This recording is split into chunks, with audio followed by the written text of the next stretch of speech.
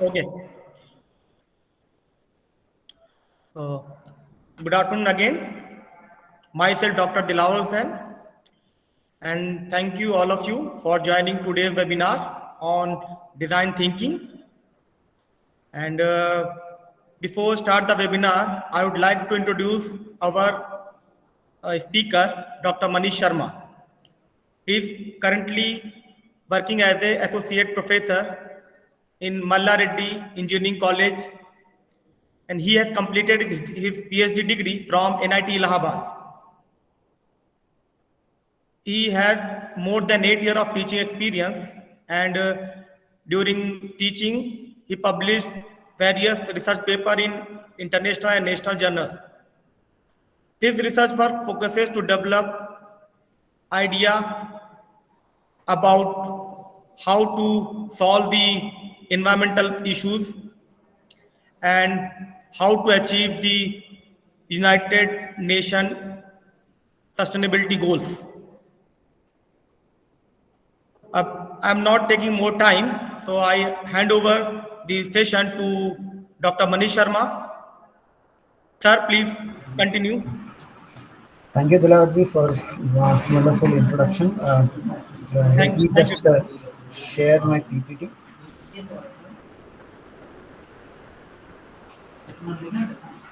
So, very warm good afternoon to all of you present here for this webinar that is on design thinking. Myself, Dr. Manish Sharma, I am working as an associate professor and an innovation ambassador in the Mechanical Engineering Department of Malla Reddy Engineering College. It's in Hyderabad. You can also say Secunderabad. So today, what is my objective? So the objective is to give you a detail on what is design thinking, how design thinking is affecting the designs and the innovations that are taking place in the current scenarios, and then we'll move on to what are the various steps that are conducted when we are taking the process of design thinking. Then I'll also like to touch upon the innovations there, because the design thinking is nothing but leads to an innovation. So, what are the seven concerns of innovation? We call it Chakrus, seven C's of innovation. I'll discuss this in detail, and then we'll also see a classical case of innovation, that is Jaipur Foot. So, to start with, before we start with the presentation, I would like to you people to guess who this gentleman is. If you can judge and tell me who this gentleman is. Anybody in the audience who can tell me who's this gentleman?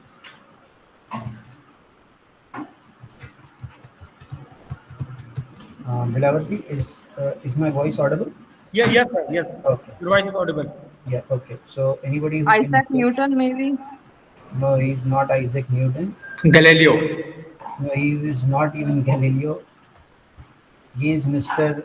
Nicholas Copernicus. So somewhat look like Galileo, but he is Mr. Copernicus.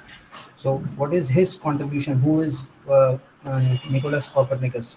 Nicholas Copernicus is a Polish astronomer and mathematician. His main contribution to European science is that he prepared the model for the universe. Galileo is a part of his community and is considered to be the greatest Copernicus follower.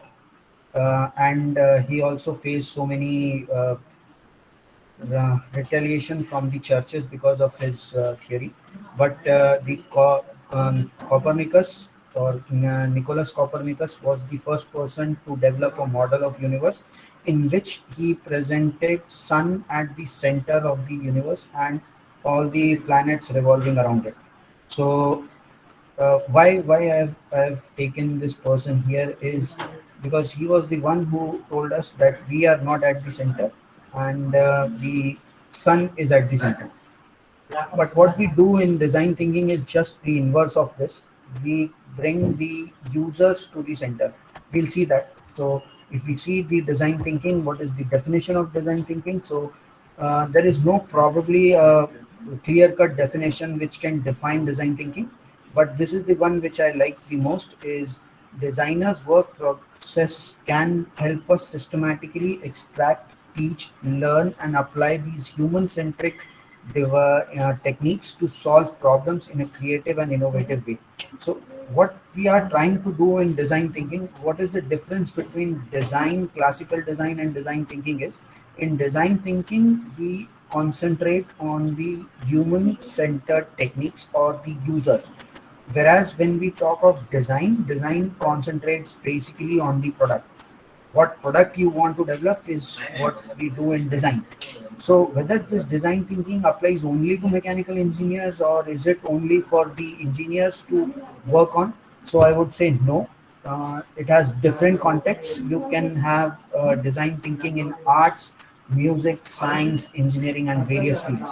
But the context may be different. So in when we say of an art, it is about how you use the way to describe your problem or how you use your art to describe the agony of the people that comes into picture when you say we tend to see these modern arts and we say that I don't understand it because they tend to bring in the user at the center. So that is what we call design thinking. So it's not basically applied to only the designers, but it is applicable to various fields. You can have it in the science, you can have it in engineering, you can have it in music, you can have it in sports, and what we normally call it as the out of the box thinking is also someone people will say that it is a part of design thinking. I not really agree with it, but design thinking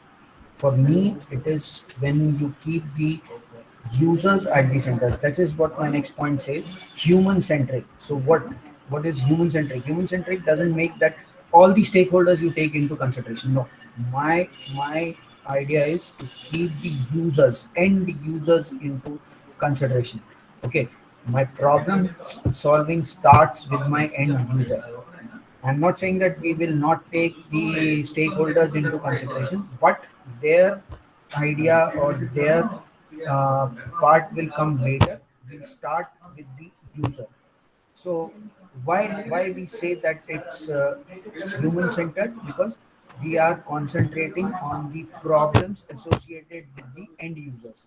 Okay, so what are the steps that are involved in design thinking? So if we talk of steps, there are basically four steps in design thinking. First one is to empathize.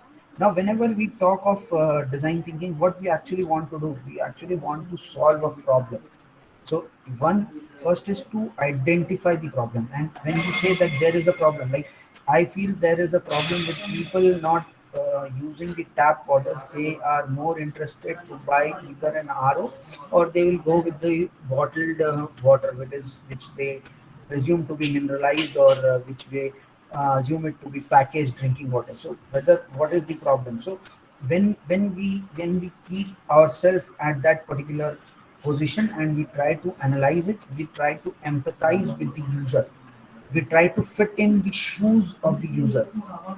What do I mean by fit in the shoes of the user is, see, these people, they are actually going through a problem, and when you try to uh, understand the problem of the user from the user perspective, not from your perspective, because your perspective may be different from the user.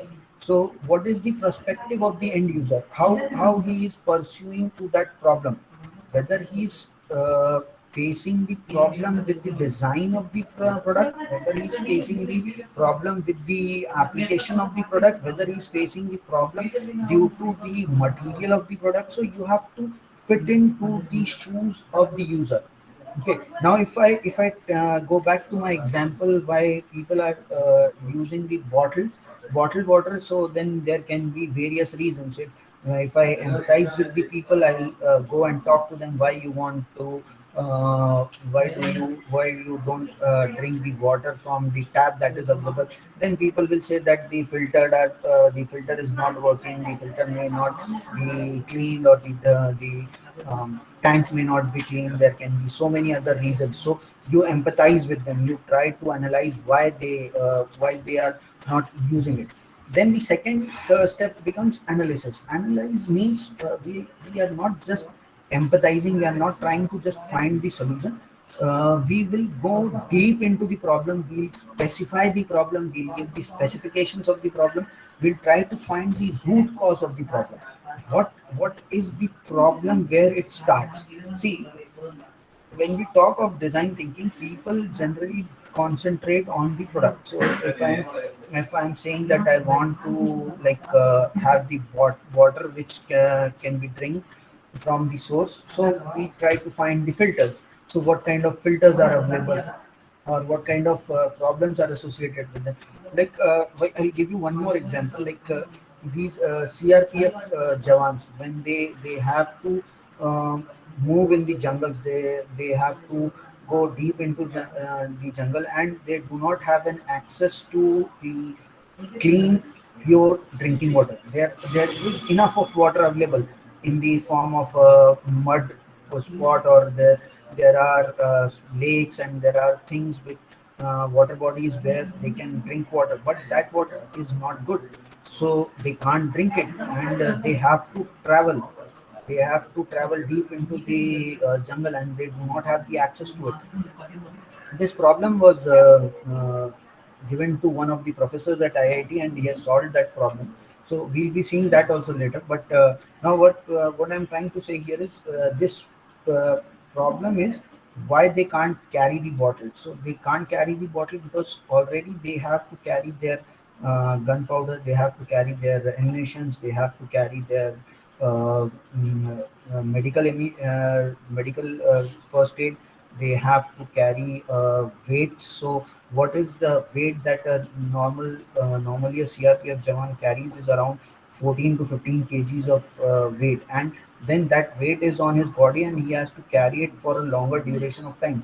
So you can assume the creep that goes into his uh, body, and then if he carries again like 2 or 3 liter bottle, it will be very difficult, and they feel very irritated because of the dehydration.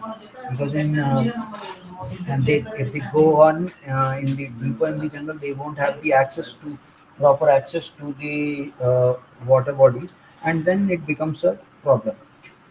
So you see, we try to analyze. So what is the problem? The problem is they do not have the access to water, but drinking water. Sorry, so they do not have the access to drinking water. Why they can't carry the bottle, or why they can't carry a larger bottle with them, is because they already have weight with them. And why they can't carry the plastic bottle? Because if they are moving in the jungle, and they are supposed to get face the enemies, and with this plastic bottle it will crump and crumble, and then it will make a sound and will give the location to the enemy. So they don't want a plastic bottle, which is very problematic for them. And they cannot use have a bottle which is use and throw. They cannot have a bottle like the one that people carry in the deserts, because there is a lot of humidity in the jungle, so they cannot use that. Now, this is where we try to find or analyze the problem. We go deeper into the specification. Now, then we come up with the solution. What is solve? What is the third step? Third step is to solve. What do we solve? We develop different concepts. What we do brainstorming. We call our friends, we call our people of our connections, and we try to get more in contact with the people from various areas, and we try to develop our concept. So once the concept is developed, so we try now. When we say concept, I'll suggest you not to develop only one single concept, not to concentrate on only one single concept. The reason being simple: if you have two or three concepts, the chances of your failure is very less. Okay, so you have to develop like different concepts from different areas, and from people from different expertise. You can have them to develop these concepts. Then comes the testing. So what is testing? Apply these different solutions that you have developed in solve stage to solve the problem, and then you try to use them with the user, and then you get the user feedback. User will tell you, no, this is not good, this is good, this is not good, this needs to be done like this. So he'll give you the real time feedback. That real time feedback is used for iterations, and then you have the reiterate the problem. You keep on going with the analysis, and then you keep on solving the problem to develop more and more concepts. So this all will come into picture when you have these feedback loops. So the test is not only to apply the solution, but to get the reiteration and to get the different concepts reiterated. Now, let us talk about the karmic design thinking. Now, what is a karmic design thinking? So, I have been to the Sarnath, where the Lord Buddha has given his first teaching. So, in his first teaching, he told about the four noble truths. And one of the professors in IIC Bangalore, sorry, IIT Madras, Professor Balaram Durai, he has written a book on karmic design thinking. So, he tried to relate these Buddha's teaching to the design thinking. So we'll see how it works. So first is dukkha. Dukkha means that what Buddha, after his long meditation of 49 days, he realized the teachings and he tried to give this teaching to his disciples. First thing he said is dukkha, that dukh will come to you. Whatever you do, there will be a dukh.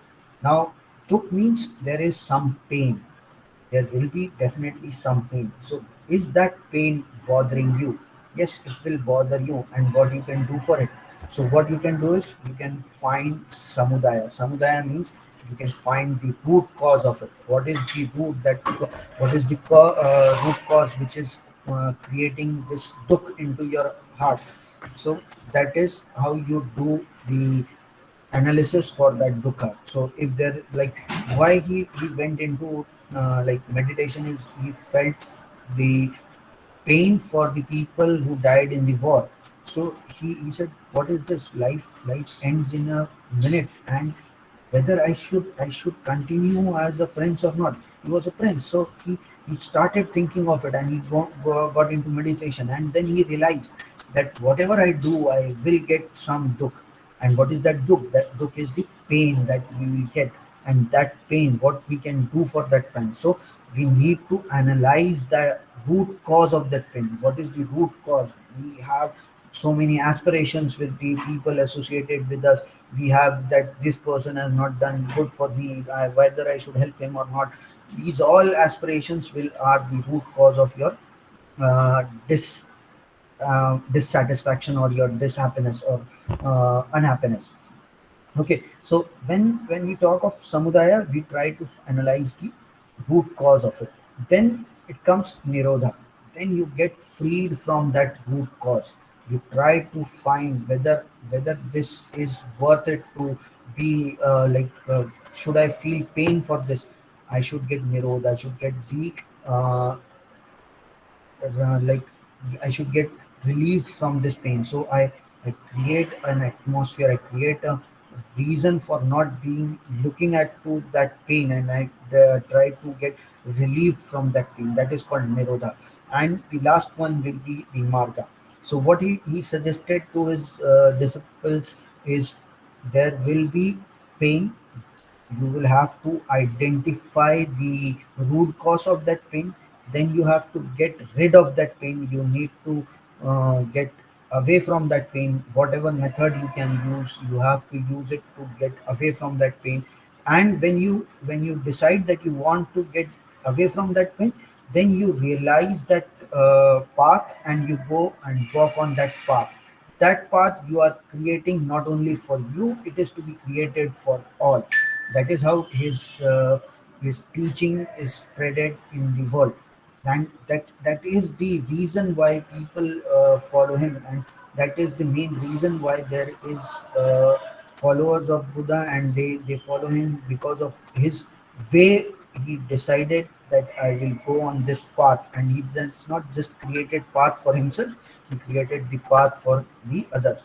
And if you read some books, they will definitely say that the the teachings of Buddha says that There is a path, you can walk on that path, but you have to realize which path you need to follow. So that we have to create. Now, how is it related to design thinking? We were talking of the design thinking, and I went into like the religion. Why I've gone into that this part is because now we'll try to relate this concepts, these four noble truths, to design thinking. So, what is dukkha? Dukkha is nothing but to emphasize. What we are trying to do, we are trying to analyze the reason for that pain. What is problem? The problem, that is the pain that we are feeling. Like we see that in the case of that bottle, people are not having the access to drinkable water. So why I'm bothered about it? Let them not have the water to drink. I have enough water. I am living in a very good place. Why I should bother about it? Because I want to empathize. I want to see the pain they are going through.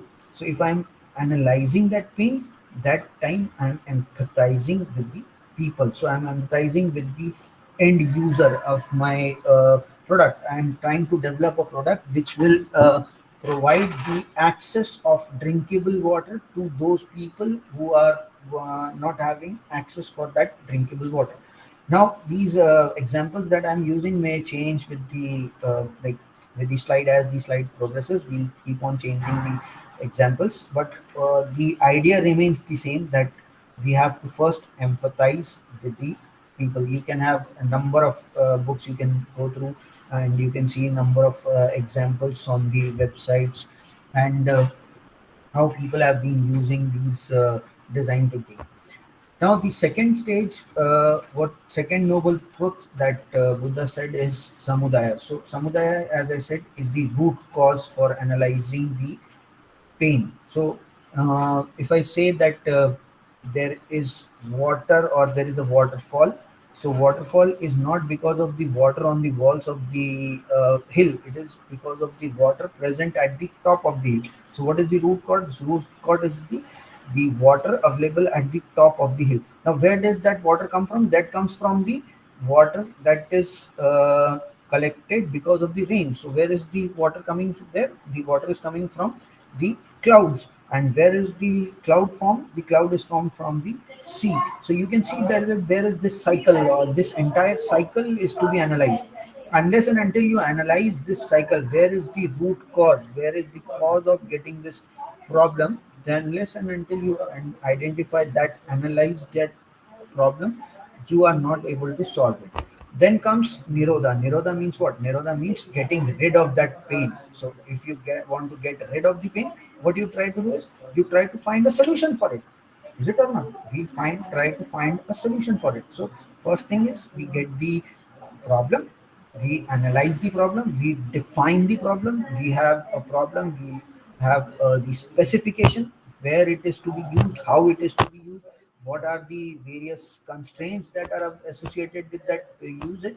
Everything we'll analyze, and then we'll go for the solution, and then we test it. Okay, that is marga. Okay, once you test it, because you may have different solutions, sorry, so there may be different solutions, but whether those solutions are applicable to that particular problem or not, whether that particular solution is applicable to that particular user or not.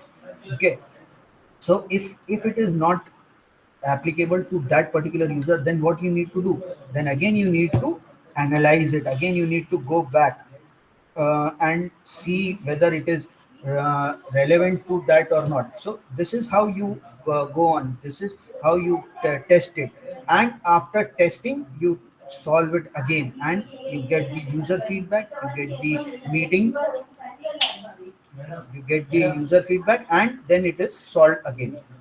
Then empathize. So what is empathize? So let us go in detail with all these uh, four steps. So first is empathize. So how do we empathize? So there are different things that you can do for empathizing with the people. What you can do is you can inquire, you can ask them questions, you can give them surveys, and all these surveys you try to identify the parameters which affect your uh, product design. So you ask them questions. Like if I want to ask the questions to that CRPF Jawan, if I ask him why don't you carry a Bisleri bottle of 2 liter with you and you can fill it anywhere, then he'll say if the bottle will get crumble and it will get noisy, and if I get these my enemies got to hear where I am, they can shoot me and I can lose my life. So it's very difficult for them. So you if I'm sitting in my office and I'm trying to develop a bottle, I'll definitely suggest plastic because it will be very light and they can carry more water. Is it or not? But if you empathize with those people, the plastic can cause him to die. So you see the perception, you see how it goes on. So you have to put yourself into the shoes of that particular end user, then only you can go for it. Now if a bottle is to be designed for like a soldier, you will not bother about the money, you will bother more about his life. Is it or not? So you can give them surveys, you can collect their feedbacks before even starting the design. So that is called inquiry or a survey. The second thing what you can do is you can actually go with a person in like a CRPF Jawan. You can stay there. You can study their time, motion study, how they are moving, how they sit, how they have to crawl sometimes, how they have to move in the jungle, whether they are able to get access nearby, whether they get an access in very far off location. So all this, the time movement, everything is to be studied. Like I'll give you one more example. Like you may not be able to follow it, but all of us are like using two-wheelers. But if you see, unless and until it is like compulsion from the government, 90% of us won't wear helmets. Now these ladies, if you see, they tend to buy a scarf. Okay, they tend to buy a scarf which protects them from sun, but they won't wear a helmet. Why? Because if you see, they are busy with their schedule. So this lady who's going to is or her job, she needs to get up early, she needs to get ready, she needs to prepare the lunch, she needs to pack the lunch for herself, she needs to pack the lunch for her husband, she needs to pack the lunch for her kids. And at that end, when she is ready with all this, then she needs to get ready with to make her kids ready for the school, leave them for the school, then she will come back, she will have this scarf, and then she will leave. Okay, so if I study this, what I'll see is she is not getting enough time to wear the helmet. Okay, but if I actually empathize with that, then we realize that if she's wearing that helmet for a longer duration of time, it causes a lot of sweat, and due to sweat, there is a loss of their makeup, and that makes them not good. So they try to avoid this. And then there is one more like people will say that if you wear helmet, if your skin get sweat, you will lose your hair. Okay, there is a myth that is associated with the loss of hair due to wearing of the helmet. And this I came to realize that when I've seen and worked with the people, I've seen that they tend to do it. And this we this is a myth or not, we will not go into that, but this is one of the cause that people are facing problem and not wearing the helmets. So you see how we are proceeding with it. So you actually go into this step. Then there is video footages. I would like to give one example here. Like for video footages, there is one study which is very widely published. There was one person who was trying to empathize with the patients that come into an emergency ward. So what will happen when they come into emergency ward? People will surround them, and these doctors, they want to save him for his life, and they surround him and they do so many things on him, and he's getting worried. So what happened is this people, they were trying to empathize it. So what they did actually with the video footages, they came, they asked this one person, one lady, to pretend like she is in the need of an emergency, and they tied the camera to her temple, and that is her forehead, and they tried to record what actually is going through when, and they told all these people in the hospital to like act that there is actually an emergency, how they'll act when there is actually an emergency. So what happened when they did all this prior to getting into video footage. They inquired, they gave surveys, they gave all this survey samples and so many things, but they were not able to exactly get the problem. So what happened is they thought that it will be better if we tend to get a motion study, and then how do we record it. So they did this exercise. What they realized is 90% of the time the patient on the stretcher is only looking at the roof, only at the roof. And we tend to draw all these images, we tend to write all these motivational quotes on the wall, but he is not able to see that wall because because he is feeling pain. He is in pain, he is not looking here and there, he is just looking at the roof. Now if roof is painted like black, what will be the emotional psychological effect on the patient? We feel depressed. That's why there is when we go to hospital emergency rooms, we see that all these walls and the roofs are painted in a bright colors. We try to have less, or we try to maintain it very clean and neat, so that there should not be any negativity going into the patient. Why? Because psychologically it should not affect the patient. So you see how they try to empathize with the person. This is what we can also do. If we are not able to go actually and study and record that, even if you are able to go and record, then also I would suggest that you should go for a video footage that will give you why people are not using it. Then there are now special softwares that map the timing. Now you can have these all motion sensors. You can see how laser sensors where you can record how people are moving into the factories, and so many things are available. So that is also one way to empathize with the people. Then comes the analyze. The second step is to analyze. So in analyze, what we do is we called it a multi-why method.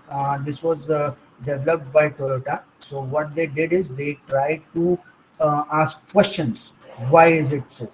So if I want to give an example here, since I am a teacher, I've taught so many classes. So I have this one particular friend of mine. When we were students, he used to come to college really late. He will never get the attendance in the first hour, and I don't understand why he is coming late too. And this was way long back when I was in diploma around in 2001. So you can go way long back in the time, and we realized that he's always coming late. And when we reached to second year, no, like think the final year of the diploma, we were fed up of him. Every time he'll come late and he'll disturb the first hour. So then there was this one professor, Nagesh, Professor Nagesh. What he did is he asked him why you are coming late. So then he was also fed up. He said, "Sir, whenever I'm starting early at the home, I'll get all the red signals in the way. When I'm starting late at the home, I'll get all the green signals. Then also I'm not able to come." So the problem he's telling is he's getting traffic. Okay, so he's not concentrating on the reason. So we keep on asking why he's coming late, because he's having traffic. Why he's not why he's getting traffic, because it's the time for all the people to go to their offices. Okay, because their college will also start at time, people will also go to their offices at time, and he has to travel a distance of almost 10 kilometers, so definitely he'll be late. So when he should start from the home, he should start a little more early so that he does not get the traffic. But his reason for saying is he'll coming late to the college. So we keep on asking these why unless and until there is no answer for the next upcoming why. Okay, that causes that creates you the root cause of the problem. Now, which way you should ask the question? So you should ask on the condition. These why should be applied to the condition. This why should be applied to the culture. why this is not used, then it may also go into jump into the culture. Now, when I say culture, I don't include the religion. I'm not including religion. I'm including the culture, the way the people behaves in the society. Sometimes it may be dependent upon the religion. Sometimes it may not be dependent upon the religion. So don't get me wrong. I am concentrating on the culture, whether they are able to do it or not. Okay, whether their culture provides this type of environment or not, so they have to follow that. Like for example, if I am living in a tropical country like India, and if you ask me to go and stay in like Russia, then the culture will be very different. So not religion, it's the culture, the location, geographical location also we need to take into consideration. Then the constraints, there are sometimes constraints. He cannot leave because he has certain other prior commitments at the home that he needs to complete. So that constraints also we need to understand. That is how you reach to the root cause of the problem. So it is based on the three different aspects, that is conditions, that is based on the culture, and based on the constraints. Now what we do for solving, we try to first develop a sketch. We try to sketch it how you want to have a solution for the problem. Now when I say solve, I'm not saying that we will have multiple sketches. What I'm saying is I'll be concentrating only on one. So first step is to develop a sketch. Now it can be multiple sketches. Now one can have a concept and some other person may have another concept. Based on those concepts you can develop sketches. Sometimes it may be like that two people combining, collaborating, and they are developing one additional sketch. After sketch, what is the next step? Next step is to go into mockups. Now, what is the difference between sketch and a mockup? Mockup is like a model which does not work, which will not work, which is not having any sort of the working mechanism, but it is the way you look at the product. So it's like a mock-up where the aesthetics of the product, the use and handling of the product is being understood. So why it is necessary? It is necessary because you need to understand the application part of these products that you are developing for your user. So what is a mockup? Like if I want to develop a bottle for that same if we go back to our previous example of CRPF Jawans, and if I try to get them a bottle in square shape or a rectangular shape or something like that, it will be difficult for them to mm, uh, it will be difficult for them to carry that bottle because their space is limited and they have to carry other things also. So then you need to check whether the mock-up is good enough for them or not. If I give them a very long bottle, whether it will look like your rocket launcher, so the people will get to notice it, or whether it should be very small, or whether it should be like how much capacity. That all we should have to decide in mock-ups. Then comes the prototype. Prototype is a working model of your solution. Whatever solution you want to give, you want to have a prototype. Now when we talk of prototype, you may not use the exact material, you may not use the exact shape, you may not use the exact size. You may have different prototypes. You can use these prototypes to check the working of your solution, whether this is working or not, whether it will be applicable or not. So why I'm saying this is because you need to develop prototypes to, even if you are like if you want to join as a startup, you need to show your prototypes to your funding agency.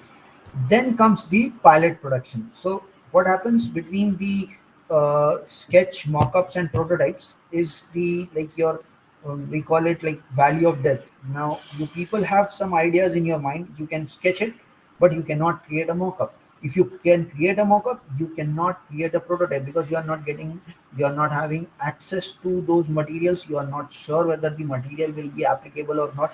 You are not sure whether that will sustain the load or not. So then you give up the solution. No, but you should not give up the solution there. You should try to create those prototypes. After prototyping, once your product is being accepted by the end user, they will give you the feedback. Then you come for a pilot production. Now pilot production means which you can give it to people at a larger scale. So after pilot production, there will be a mass production. So mass production, you are expected to get reduce your production cost and so many other things. Sorry.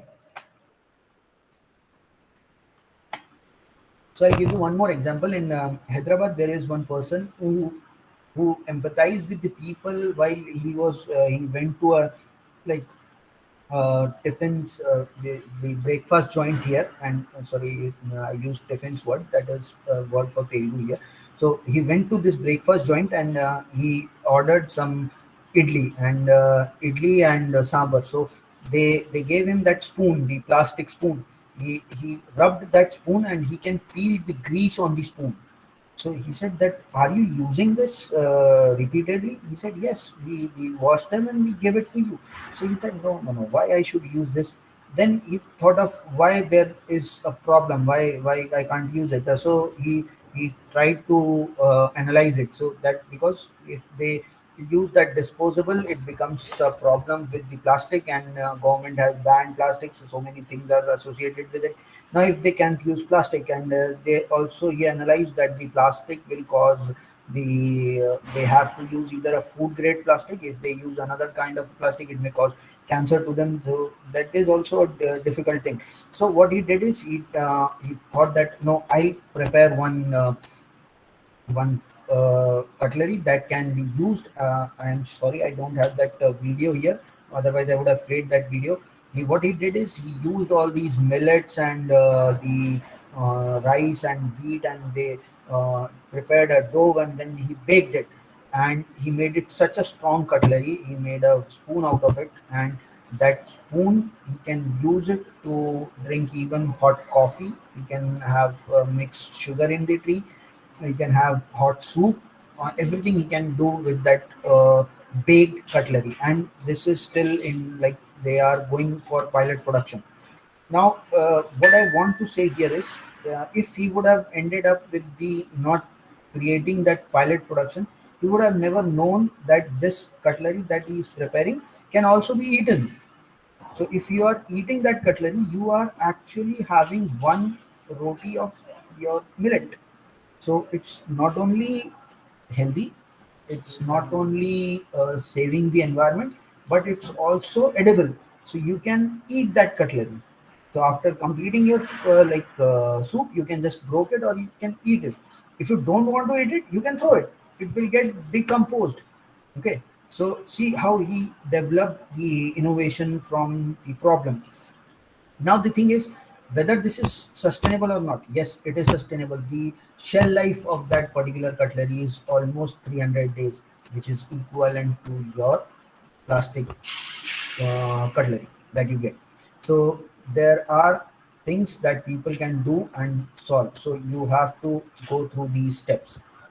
Then comes the test. So you may have, if you see these people who are working in IT sector, they will say that there is an beta test and an alpha test. Beta test is when you select the people user on your own basis. You give them that this is my product, will you use it, and then to try to get the solution from them, or you try to get the feedback from them. Whereas the alpha test is where you give it to directly to the end user and you get the feedback from them. So why we are interested in test? We are interested in test to get the feedback loops. So at every stage, so you create a sketch, you want a feedback. You create a mock-up, you want a feedback. You create a prototype, you want a feedback. You create a pilot production, you want a feedback. You go for mass production, then also you get a feedback. Is it or not? Even now, if you buy a car, when you go to buy a car, they will ask you for feedback. Why this feedback system is required? The feedback system is required so that they can see where the product is not attracting the remaining customers in the market. Why I can't make my market share 100%. So if they want to reach to that 100%, they have to go on looping.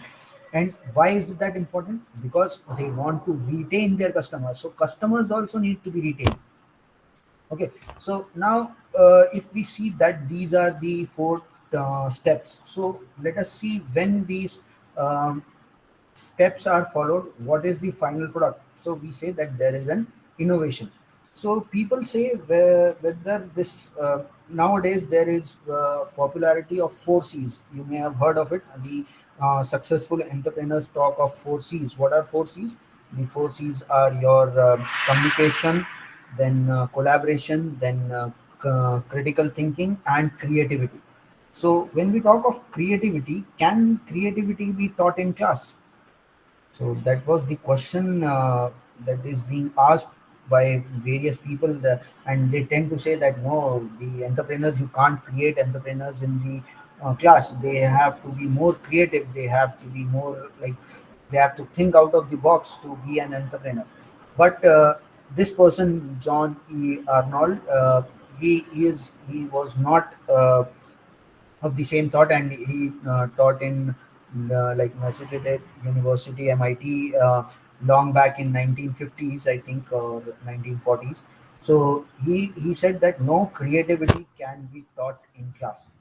So he said that how people said, how is it possible? So he had gone had undergone one of the case studies, which is very popularly known as Arcturus 4. I'm not just making it up. There is this Arcturus, which is a star in a constellation called Boötes. Now, the my pronunciation may not be correct. You may look it up in Google. So it's a constellation which is in particular, it's a star in that particular constellation which is 33 light years from Earth. So if you send a signal now, it will reach to the with the speed of light, it will reach to the constellation at 33 years. Okay. So now what he said to his students is consider a civilization on the fourth planet of Arcturus, which is different from Earth and is like 1000 years ahead of from now.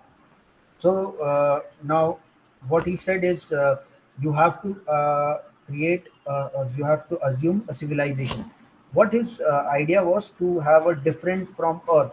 So he said that the people living there, they have only three fingers, but they have three eyes, and that the third eye can be used for seeing the X-rays. Okay, and they do not have a atmosphere which is rich in oxygen, but it is an atmosphere which is rich in methane, and that's why they called he called them as methanians. You can find this article for case study on internet. It's readily available, and just a case I wanted to discuss, that's why I've taken this. So now he said that these people who are having three fingers, three ears, and can see x-rays, and does not need oxygen, and can breathe in methane, they have environment which is like minus 50 degrees centigrade in summers and minus 110 degrees centigrades in winters. So the temperature range is, so you can see that is not at all what we see in the yeah, in our earth. So what was his idea? His idea was to lift you out from the ground of your comfort and put you into a situation where there is no relevance to you, and you have to be creative and think solutions for them.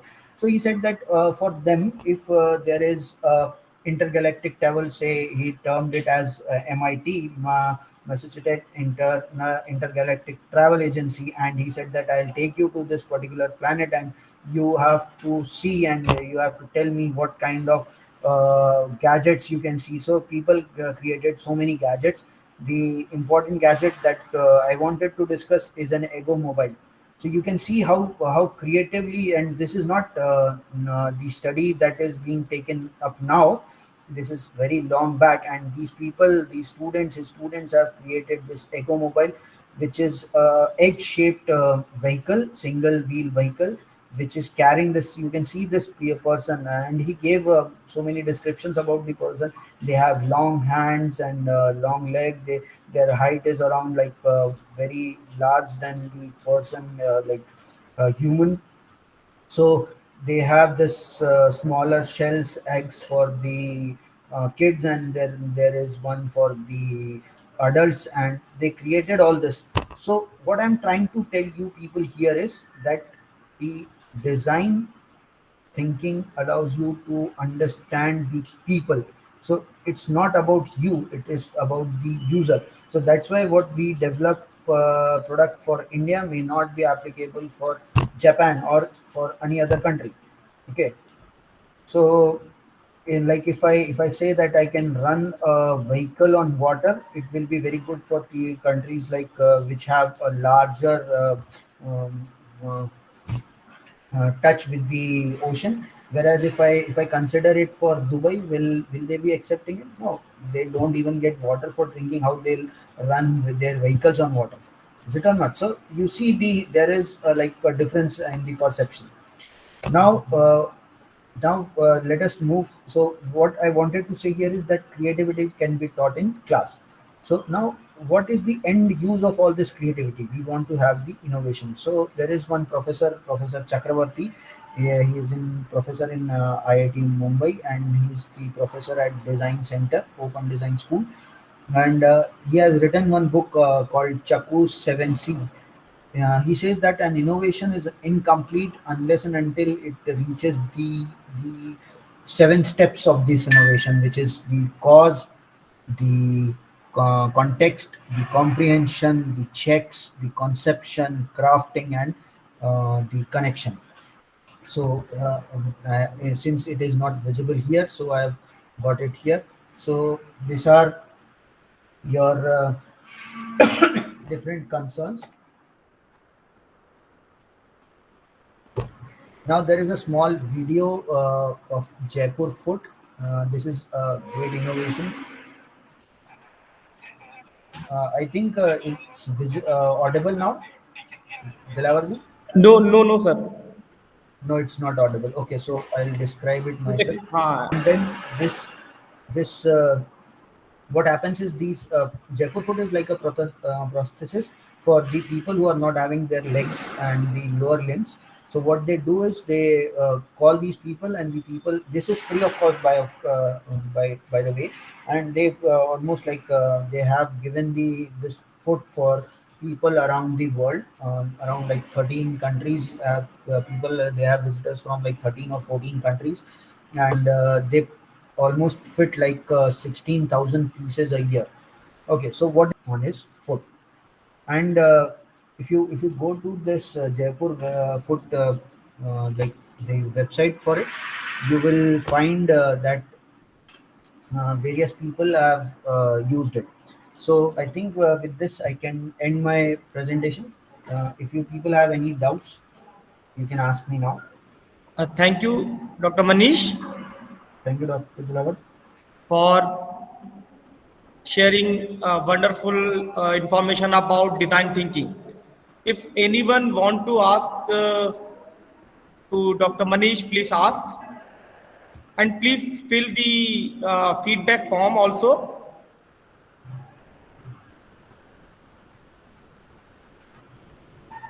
So Anyone have any doubts?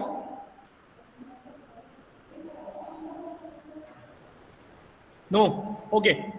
So now I invite our HOD, Dr. Azhar, to give vote of thanks to Dr. Manish. Okay, sir. Thank you. Uh, Thank you very much. Thank you, Dr. Manish, sir. Thank you. So your presentation was very informative, thank you, sir. uh, of good communication and interesting. I hope I Yes, could make it interesting for the students. really, it is very interesting. Last time I didn't see your presentation, but today I see your presentation, listen you carefully. So good collection, very good work. Appreciate. I'm very much thankful to you for this thank, informative lecture. thank you, sir. Thank you so much. Thank you very much. Thank Okay. you, Dr. Azhar and Dr. Manish. Thank you, Dilawar, sir. Shall I leave now? Uh, okay, sir. Okay. Thank you If so no much. one asks any question, have any query, then No, you can ask them to queries through feedback, and you can send them to me. I'll answer them. If there's Okay, any, okay, sir. Okay. thank you so much, sir. Thank you, all of you. Thank you, sir.